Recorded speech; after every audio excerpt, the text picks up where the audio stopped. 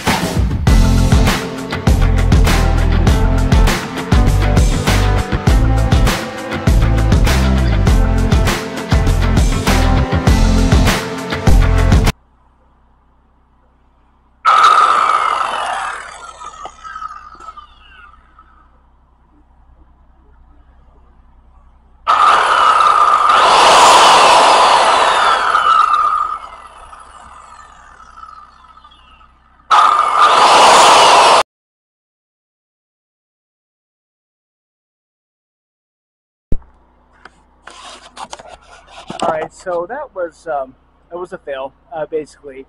What it was, the saw has such a massive startup that it was going up to 2800 watts, um, and so it just shut off every time. So unfortunately, can't use the Bluetti to be able to do this. So what I'm gonna do is go ahead and set up my other system, my 3000 watt inverter, with my 200 amp hour Power Queen battery, and we'll see if that gets this saw working. So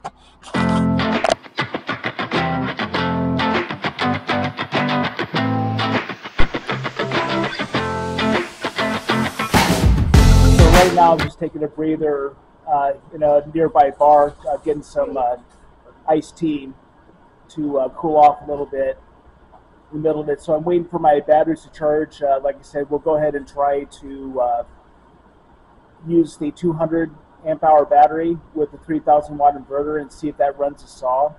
So it's an experiment to see what kind of battery power it takes to run these things. So talk to you later. Okay, so looking at the same setup that you've seen before, that's my 3000 watt inverter with the 200 amp hour Power Queen 12 volt battery, and I got the circular saw right here. So I'm going to be taking this outside. I could not move this outside just because it would have been too complicated.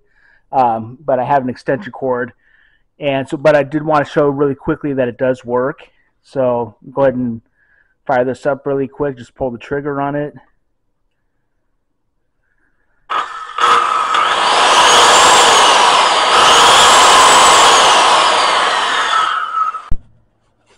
So again, sorry I couldn't show you. Still don't have the tripod set up yet, but it did work. It worked like a champ. I find that even with the 3000 watt inverter, I had to be slow on the trigger and give it a couple of revs and then get it up to full speed and then cut across. So 3000 watt inverter, but it's rated for up to 600 3,000 watt inverter, 6,000 watt surge. So it did handle it, and I did manage to cut a 4x4 piece of wood, and this is going to be for our mailbox.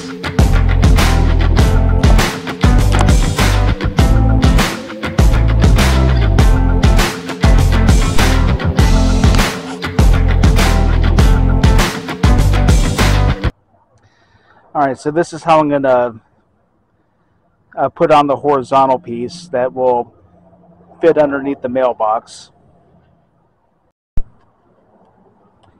Alright, let's take a measurement of the mailbox here.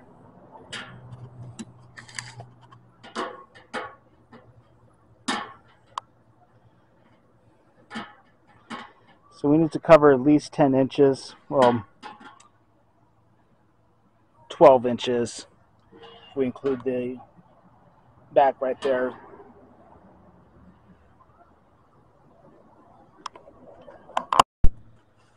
Alright, so what I ended up doing here is nailing this to a scrap piece of 4x4 that I had. Rather than try to cut a new piece, I want to be resourceful with the wood that I have. And so I'm going to go ahead and put this right here in this construction sleeve right here, whatever it's called. Correct me if I'm wrong. But that'll be our mailbox post. Okay, and it's all assembled, and we are ready to go put it in the hole. Easy enough.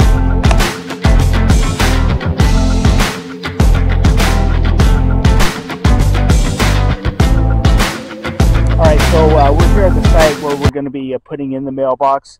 I had dug this out this morning. I dug this actually with an auger drill. An auger bit attached to a hand drill. That's what did this. And so there's a little bit in the way of rocks that I had to scoop out, but this was done by an auger attached to a drill. And it's a little over 12 inches deep. Okay, and I have it set in the ground. So this is next to a couple of my neighbors who already have a very interesting setup. It's got a planter right here, got a wheel with rocks right here. I already know who this is. I already met him.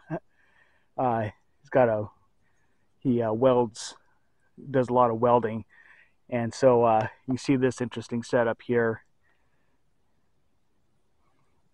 All right, but that's where my box is going to be. So I'm using a level here. What I'm going to do, I'm going to pour the cement in down there, and then I'll use this level to make sure that that we're level in every direction.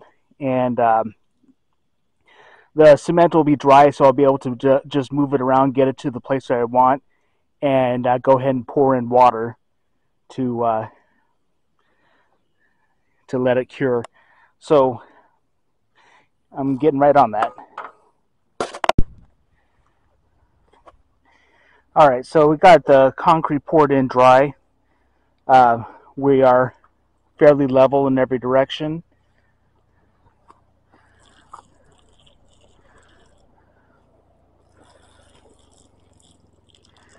And we're going to go ahead and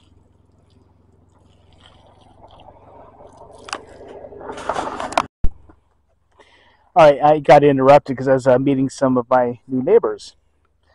So anyway, just pouring water, a gallon of water that I bought at Walmart. It was actually what was it? Yeah, one of those ones. And so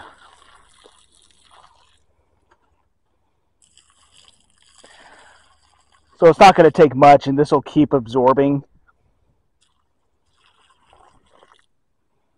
And it'll take a few weeks to cure, but it'll harden very quickly.